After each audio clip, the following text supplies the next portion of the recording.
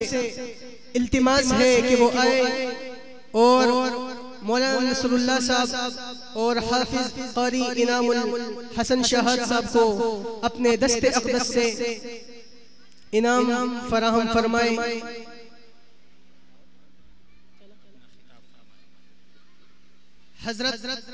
حضرت اقدس حضرت مولانا مفتی تقی الدین صاحب آئے اور اپنے قیمتی نصائح سے آپ حضرات کے قلوب کو منور فرمائیں۔ تشریف لاتے ہیں مفتی تقی الدین صاحب۔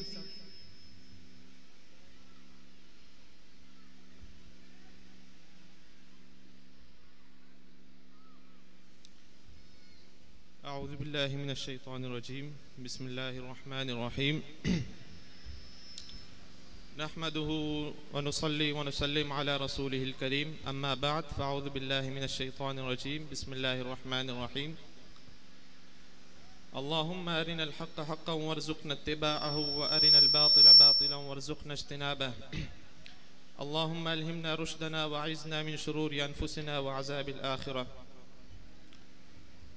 ربنا آتنا في الدنيا حسنة وفي الآخرة حسنة وقنا عذاب النار۔ لو أنزلنا هذا القرآن على جبل لرأيته خاشعا متصدعا من خشية الله وتلك الأمثال نضربها للناس لعلهم يتفكرون۔ محترم سامعین اور معزز مہمانان گرامی، السلام علیکم ورحمۃ اللہ وبرکاتہ۔ سب سے پہلے میں اپنے برادر مکرم اور بھائی مولانا حسن زیب صاحب کو اس بارونق محفل کی اور اس عظیم الشان محفل کی مبارکباد پیش کرتا ہوں اور تہہ دل سے ان کا شکریہ ادا کرتا ہوں کہ انہوں نے ہم ناچیزوں کو عزت بخشی اور اپنے اس عظیم الشان محفل میں مدعو کیا۔ اللہ تعالیٰ ان کو جزائے خیر عطا فرمائے اور اللہ تعالیٰ آپ سب کو میری بات اچھی طرح سمجھنے کی توفیق دے۔ محترم سامعین، قرآن مجید میں جیسے کہ آپ کو پتہ ہے کہ یہ ایک ختم قرآن کی محفل ہے، تو قرآن مجید میں وہ مقامات کہ جو مکمل طور پر سمجھ میں نہیں آ سکتے ہیں، ان کے لیے اللہ تبارک و تعالی نے تمثیلاً کچھ مثالیں بیان کی ہیں تاکہ وہ سمجھ میں آ جائے۔ جیسے کہ جو ایک آیت میں نے آپ حضرات کے سامنے پیش کی، لو انزلنا هذا القرآن على جبل لرأيته خاشعا متصدعا من خشية اللہ، کہ اگر ہم اس قرآن مجید کو پہاڑ پر اتارتے تو تم دیکھتے تھے کہ وہ پہاڑ پھٹ جاتا اور ریزہ ریزہ ہو جاتا۔ تو ابھی اس پہاڑ کا پھٹنا اور ریزہ ریزہ ہونا اس قرآن مجید کے اترنے سے یہ کس طرح سمجھ میں آئے گا؟ تو اللہ تعالیٰ نے اس کے لیے ایک دوسری آیت میں ایک مثال بیان کی ہے۔ جب حضرت موسیٰ علیہ السلام کوہ طور پر تشریف لے گئے تورات کے لیے، جب اللہ تعالیٰ نے ان کو کوہ طور پر بلایا تو جب وہ تشریف لے گئے اور اللہ تبارک و تعالیٰ سے براہ راست ہم کلام ہوئے، تو موسیٰ علیہ السلام نے ایک چھوٹی سی گزارش کی، وَلَمَّا جَاءَ مُوسَىٰ لِمِيقَاتِنَا وَكَلَّمَهُ رَبُّهُ، جب موسیٰ ہمارے مقرر کیے ہوئے جگہ پہ آئے اور اپنے رب سے ہم کلام ہوئے، قال ربی ارنی انظر الیک، تو موسیٰ علیہ السلام نے فرمایا کہ اے پروردگار، میں نے آپ سے بات تو کر لی ہے، اب میری ایک چھوٹی سی تمنا ہے اور گزارش ہے کہ اے پروردگار مجھے ذرا اپنا دیدار بھی تو کرا دیجئے۔ تو اللہ تبارک و تعالیٰ نے فرمایا، قال لن ترانی، اے موسیٰ تم مجھے ہرگز نہیں دیکھ سکتے، ولیکن انظر الی الجبل، لیکن یہ جو پہاڑ ہے اس کی طرف دیکھو، فإن استقر مکانہ، اگر یہ اپنی جگہ پر، میں اس پر اپنی تجلی ڈالوں گا، اگر یہ اپنی جگہ پر قائم رہا، فسوف ترانی، تو تم مجھے دیکھ سکتے ہو۔ فلما تجلی ربہ للجبل، جب اللہ تبارک و تعالی نے اپنی تجلی اس پہاڑ پر ڈالی، جعلہ دکن، تو وہ پہاڑ ریزہ ریزہ ہو گیا، ختم ہو گیا، چورا چورا ہو گیا۔ وخر موسیٰ صعقا، اور موسیٰ علیہ السلام وہ بے ہوش ہو کر گر پڑے۔ تو اللہ تبارک و تعالی نے اس آیت میں ہمیں یہ بات سمجھائی ہے کہ چونکہ قرآن مجید وہ بھی اللہ تعالیٰ کی صفات ہے، کلام اللہ یہ اللہ تعالیٰ کی صفت ہے، وہ قرآن مجید بھی اللہ تعالیٰ کا کلام ہے، اور ذات اور صفات تو جس طرح اللہ تعالیٰ کے ذات کی قدرت ہے اسی طرح اللہ تعالیٰ کی صفات کا بھی اثر ہے. یعنی جب اللہ تعالیٰ کی تجلی سے وہ پہاڑ ریزہ ریزہ ہو گیا، تو اسی طرح جب قرآن مجید اگر یہ کسی پہاڑ پر اترتا تو وہ بھی اسی طرح ریزہ ریزہ ہو جاتا. دوسری جگہ اللہ تبارک و تعالیٰ نے فرمایا یا ایھا الناس قد جاءتکم موعظۃ من ربکم وشفاء لما فی الصدور وہدی ورحمۃ للمؤمنین. اے لوگوں، تمہارے پاس نصیحت آ چکی ہے، وشفاء لما فی الصدور، اور شفا ہے ان امراض کے لیے جو سینوں میں ہے، وہدی ورحمۃ للمؤمنین، اور ہدایت اور رحمت ہے مؤمنین کے لیے. موعظت سے مراد وعظ و نصیحت ہے. یا ایھا الناس قد جاءتکم موعظۃ من ربکم، تمہارے پروردگار کی طرف سے تمہارے پاس موعظت آ چکی ہے، اور موعظت سے مراد قرآن مجید ہے. موعظت ہے وعظ و نصیحت.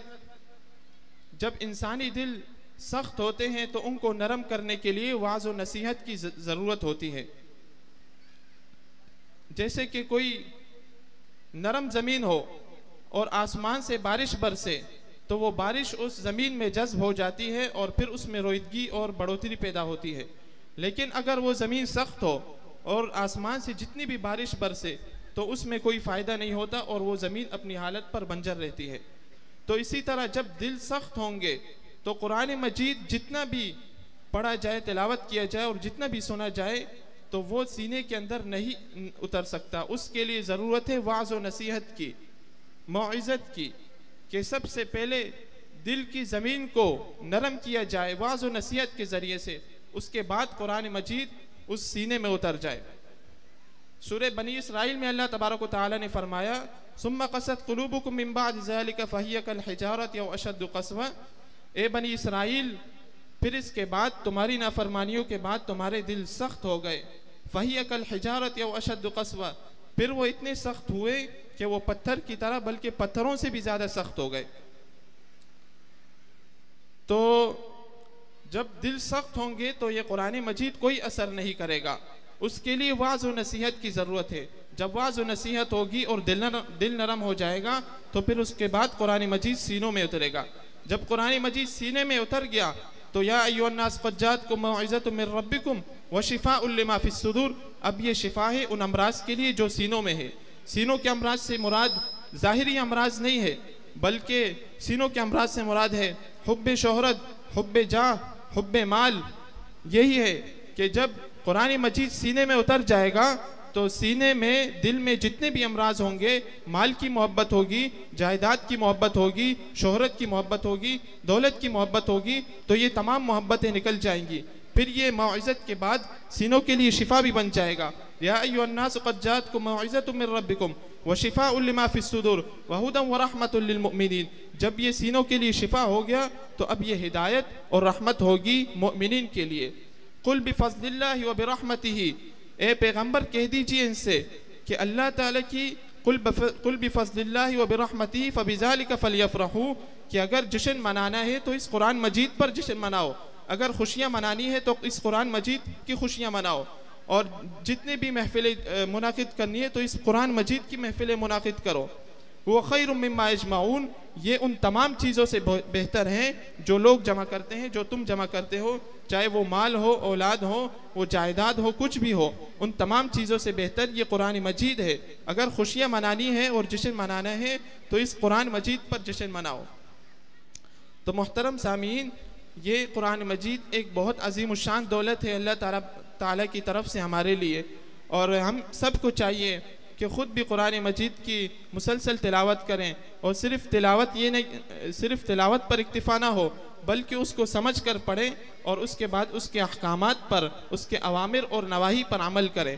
ہم محفلیں تو بڑی منعقد کرتے ہیں اور اس پر لاکھوں روپے خرچ کرتے ہیں، لیکن جو قرآن مجید کے جو اصل احکامات اور اوامر اور نواہی ہے، جو اصل احکامات ہیں اللہ تعالیٰ کی طرف سے، ہم ان کی طرف نہیں دیکھتے کہ قرآن مجید ہم سے کیا کہہ رہا ہے، اللہ تبارک و تعالیٰ ہم سے کیا کہہ رہے ہیں. کیا احکام دے رہے ہیں، کن چیزوں سے منع کر رہے ہیں.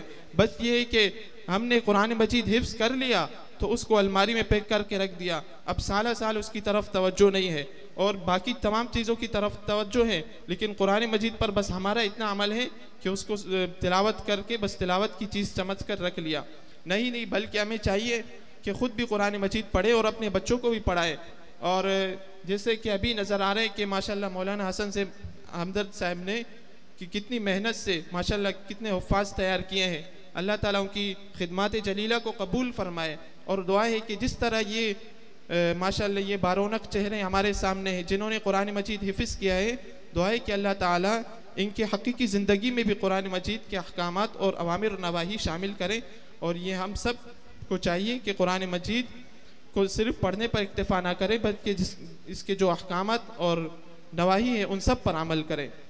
تو وقت کی قلت کی وجہ سے میں اپنا بیان ختم کرتا ہوں. وآخر دعوانا الحمدللہ رب العالمین. جزاکم اللہ خیر.